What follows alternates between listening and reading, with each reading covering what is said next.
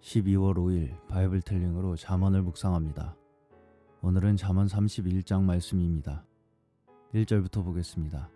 르무엘 왕의 말씀한 바 곧 그 어머니가 그를 훈계한 잠언이라. 르무엘은 하나님께 바친 자라는 뜻입니다. 르무엘이 또 다른 사람을 말하는지 아니면 솔로몬을 가리키는지는 확실치 않습니다. 31장은 르무엘 왕의 어머니가 그를 훈계한 잠언입니다. 잠언의 저자는 전체적으로 솔로몬으로 보는 것이 합당할 것입니다. 2절에서 3절. 내 아들아, 내가 무엇을 말할꼬? 내 태에서 난 아들아, 내가 무엇을 말할꼬? 서원대로 얻은 아들아, 내가 무엇을 말할꼬? 내 힘을 여자들에게 쓰지 말며 왕들을 멸망시키는 일을 행치 말지어다. 첫째로 어머니는 왕인 아들에게 여자를 경계하라고 했습니다. 여자를 많이 두고 기력을 뺏기다 보면 정사를 소홀히 하여 나라가 어지럽게 됩니다. 르무엘이 만일 솔로몬이라면 그는 어머니의 이 교훈을 저버린 셈이 됩니다. 4절에서 5절. 르무엘아, 포도주를 마시는 것이 왕에게 마땅치 아니하고 왕에게 마땅치 아니하며 독주를 찾는 것이 주권자에게 마땅치 않도다. 술을 마시다가 법을 잊어버리고 모든 간곤한 백성에게 공의를 굽게 할까 두려우니라. 어머니의 두 번째 권면은 술을 경계하라는 것입니다. 왕은 포도주나 독주를 마셔서는 안 됩니다. 왕이 술에 잠겨 있으면 냉철한 판단력을 잃어 나라가 어지럽게 되며 지력이 떨어져 통치의 표준이 되는 법을 잊어버리게 됩니다. 6절에서 7절. 독주는 죽게 된 자에게, 포도주는 마음에 근심하는 자에게 줄지어다. 그는 마시고 그 빈궁한 것을 잊어버리겠고 다시 그 고통을 기억지 아니하리라. 독주는 죽게 된 자에게, 포도주는 마음에 근심하는 자에게 주라고 합니다.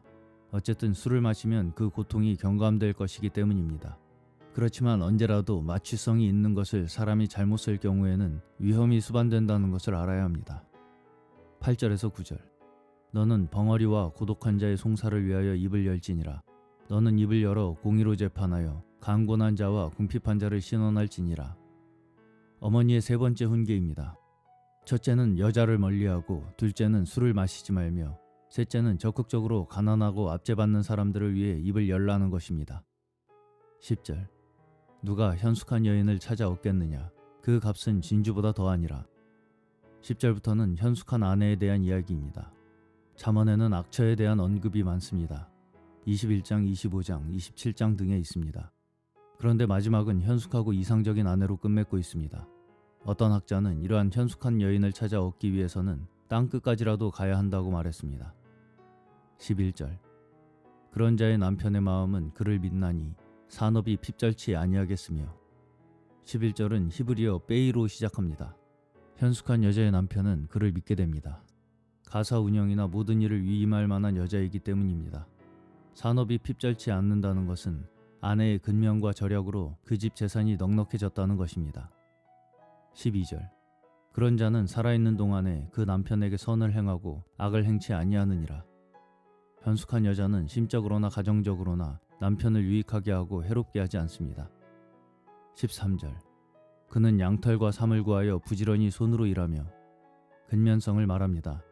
양털과 삼을 구하여 부지런히 가족의 의복을 만드는 일을 합니다.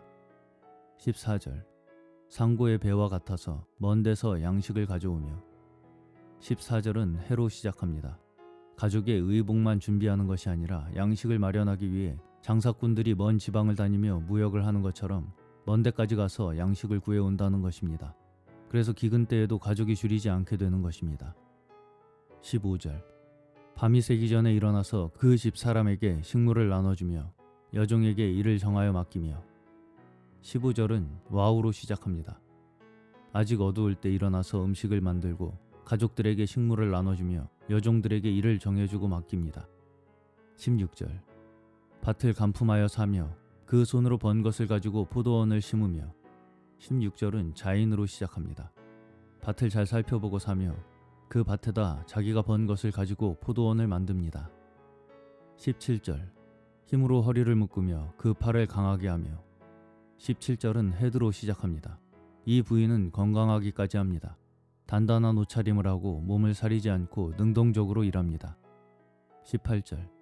자기의 무역하는 것이 이로운 줄을 깨닫고 밤에 등불을 끄지 아니하고. 그녀는 무역하는 것이 이익을 남기자 밤에도 쉬지 않고 노동을 합니다. 19절. 손으로 손뭉치를 들고 손가락으로 가락을 잡으며.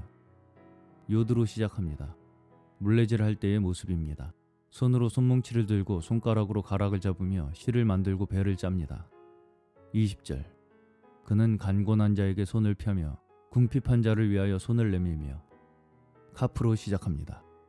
그녀가 자기 집안만 돌보는 것이 아니라 이웃들에게도 손을 내밉니다. 가난한 자들의 사정을 동정하여 뭔가 나눠주고 사랑을 베푸는 것입니다. 21절. 그 집 사람들은 다 홍색 옷을 입었으므로 눈이 와도 그는 집사람을 위하여 두려워하지 아니하며. 라메드로 시작합니다. 따뜻하고 아름답게 옷을 지어 가족들에게 입혔기 때문에 눈이 와서 날씨가 추워져도 가족들 걱정을 할 필요가 없다는 것입니다. 22절. 그는 자기를 위하여 아름다운 방석을 지으며 세마포와 자색 옷을 입으며. 매무로 시작합니다. 70인역에는 그는 남편을 위하여 겹옷을 만들며 라고 되어 있습니다. 어쨌든 그녀는 성실과 근면에 대해 말하고 있습니다. 23절. 그 남편은 그 땅의 장로로 더불어 성문에 앉으며 사람이 아는 바가 되며. 눈으로 시작합니다. 아내의 훌륭한 내조로 남편이 유명 인사가 되며 그는 성문에 앉아 장로들로 더불어 성읍의 일을 의논합니다. 성문이란 당시의 장로들이 모여서 백성의 일을 의논하고 재판하던 곳입니다. 24절. 그는 배로 옷을 지어 팔며 띠를 만들어 상고에게 맡기며. 사맥으로 시작합니다. 그는 배로 띠를 만들어 상고에게 맡깁니다. 현숙한 아내는 장사도 잘합니다. 25절. 능력과 존귀로 옷을 삼고 후일을 웃으며. 아인으로 시작합니다. 인생의 말년에 대한 이야기입니다. 근면에 대한 보상으로 인생의 후반부를 웃으며 보낸다는 것입니다. 26절. 입을 열어 지혜를 베풀며 그 혀로 인애의 법을 말하며. 26절은 패로 시작합니다. 현숙한 여인은 집안에서 근면할 뿐 아니라 가족들과 이웃들을 지혜의 말로 가르치며 인애의 법을 말합니다. 27절. 그 집안일을 보살피고 게을리 얻은 양식을 먹지 아니하나니. 차대로 시작합니다. 집안의 모든 일들을 알뜰히 보살피고 근면하게 일한 소득으로 먹습니다. 28절. 그 자식들은 일어나 살해하며 그 남편은 칭찬하기를. 코프로 시작합니다. 그 자식들은 어머니에게 감사를 드리고 남편은 칭찬합니다. 29절. 덕행 있는 여자가 많으나 그대는 여러 여자보다 뛰어난다 하느니라. 레스로 시작합니다. 현숙한 아내에 대한 알파벳치는 남편의 칭찬의 말로 끝맺습니다. 30절. 고운 것도 거짓되고 아름다운 것도 헛되나 오직 여호와를 경외하는 여자는 칭찬을 받을 것이라. 신으로 시작합니다. 현숙한 여자는 하나님을 경외하는 여자입니다. 이 구절은 하나님을 경외하는 경건한 여인의 아름다움을 칭송합니다. 고운 것, 아름다운 것은 여인의 외모적인 아름다움을 가리키는데 그것은 세월이 지나면 변합니다. 마지막으로 31절입니다. 그 손의 열매가 그에게로 돌아갈 것이요 그 행한 일을 인하여 성문에서 칭찬을 받으리라. 타우로 시작합니다. 사람은 누구든지 그가 행한 대로 보응을 받습니다. 여기 현숙한 여인도 그 손이 수고한 대로 보상을 얻는다고 했습니다. 현숙한 여인이란 그녀의 경건한 신앙, 근면한 생활, 덕성이 보응을 받아서 결국 명예를 얻고 남편의 칭찬을 얻고 가정에서 자녀들한테도 존경받는 여인입니다.